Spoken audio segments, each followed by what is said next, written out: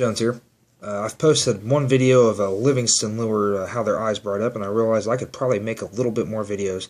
So today I was headed through my grandpa's fishing tackle, and I realized that I have a huge abundance of baits. A lot of people are not, don't really have the option to fish with these kinds of baits.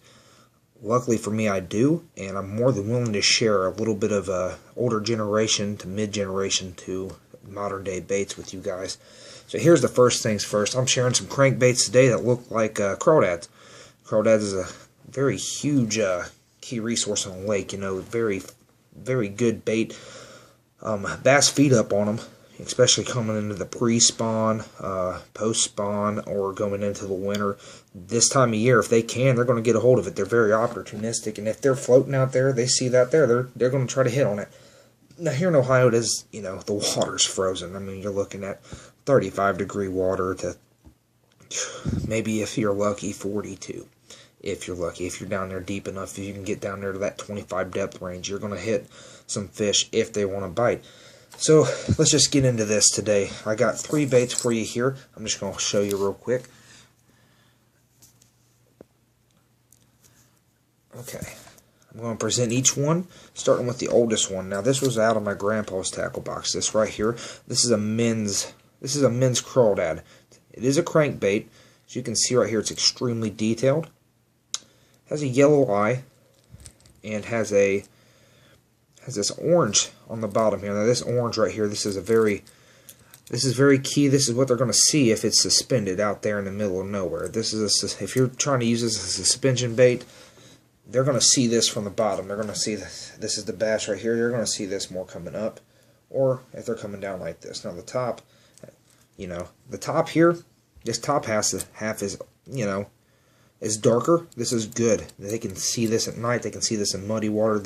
In this rattle. It's a deep rattle. Gives you a really good sense of noise in muddier or darker waters where the sight's not so great. The great thing about this bait, though, is I love it, is how detailed this bait is. As you can see right here, that's a shell. Looks like a crawfish. You got your legs coming up right here. Now the cool thing about this is like I said, muddy or darker waters, you can still fish it. Okay, so you hit some clear waters. You don't want to retie. Boom, you have this detailedness right here. You have this extremely well.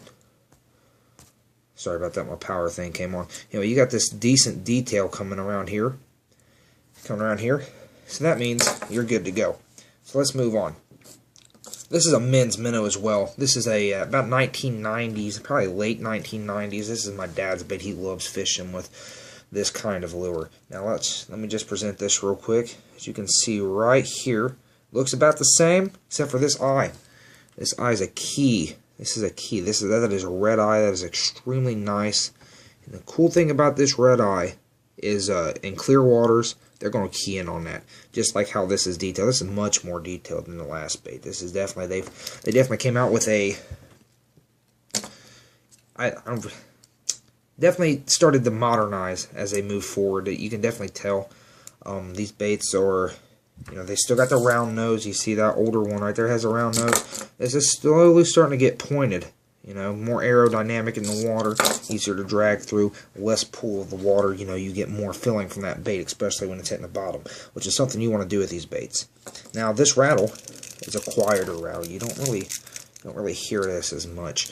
Now, a lot of people like a louder rattle. That's not always, you don't always need a loud rattle. Sometimes they like a subtle approach. This actually in the water is going to be pretty loud. This is going to be a lot louder, of course.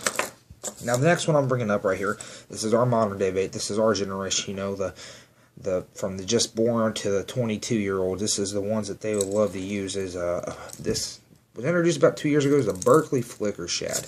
I personally love them. Some people may disagree. Some people are still Rapala fans. I love Rapalas too. But Berkeley destroyed the market with these things last year, and I bought about 50 of them. They just came out with their Pro Series, and this right here is a Berkeley Flicker Shad. Now this one is not necessarily a natural colored bait. As you can see right here up top, they got a lot of shiny goldness to them. Now this typically sometimes happens to some crawdads around this area, but this is not a camouflage. You know, you're not going to have gold as a camouflage, especially in clearer waters. This is most likely designed for a muddier water area, but you know, another big thing I'm bringing up here is this orange bottom. It has a huge orange bottom. It almost gulps half this bait, which is good, you know, for, you know, muddier waters or sight fish. They don't go as detailed, though, and, you know, I don't understand quite why they don't have the shell look to it. They don't have, you know, I mean, I guess these are kind of, you know, that little ridges down here are tempting legs. Now, I'm not too sure exactly why the Flicker Shad series went with a non-detailed minnow and a loud rattle. As you can hear, I mean, this rattle is just ridiculous. You can hear that rattle from probably miles, for all as I know. Alright, so let's just go over this real quick. The swimming pattern is going to be a key thing in colder waters. So the swimming pattern for this one, for the first two I showed, is going to be more of a wider one. Now this is the one where they key, and this one's going to be swimming more like this. Whereas this Flicker Shad is designed more aerodynamically. Like I said, the noses were rounded. This one right here is not as rounded, and it comes to more of a point. If you can see that, comes to more of a point. So this one's going to swim extremely tight patterns. So, you know, this one's going to come in like this. You know, you're going to be seeing this thing wobbling like this. That's sometimes key. That little bit of a tighter pattern can definitely mean between you winning a tournament, you losing a tournament, or you catching that big fish, or you just not catching fish at all. This time of the year in Ohio, it does not matter. If you catch a fish this time of year, be happy. For God's sakes, be happy. I'm happy when I catch a fish. I just caught 2 crappie. Happy as heck.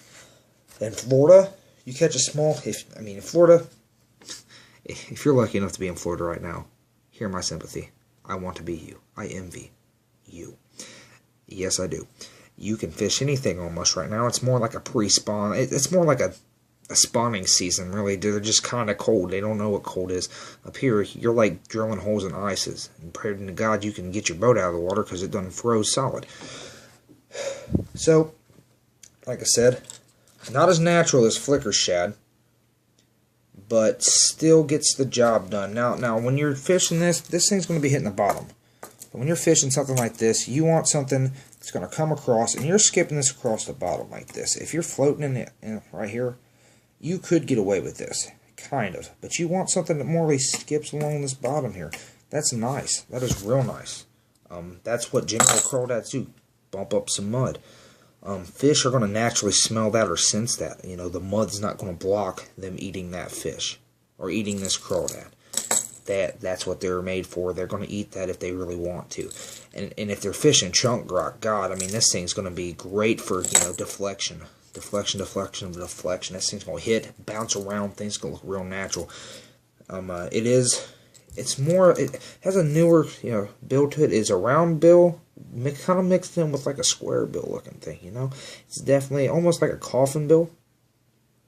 Except for these edges right here are not squared off. You know, they're not straight edges, they're rounded. So you're still going to get that. You're still going to get that thing coming around like this, but you're still going to have your deflection being able to pop off, and that's really key sometimes.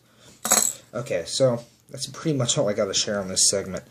One more thing is, me and Derek Seward, one of my fellow co-workers, are going to be hosting a fishing show where basically we draw one bait that we've never fished with, or maybe we have fished with, and we fish for it for a week, and then we have a little tournament at the end of this.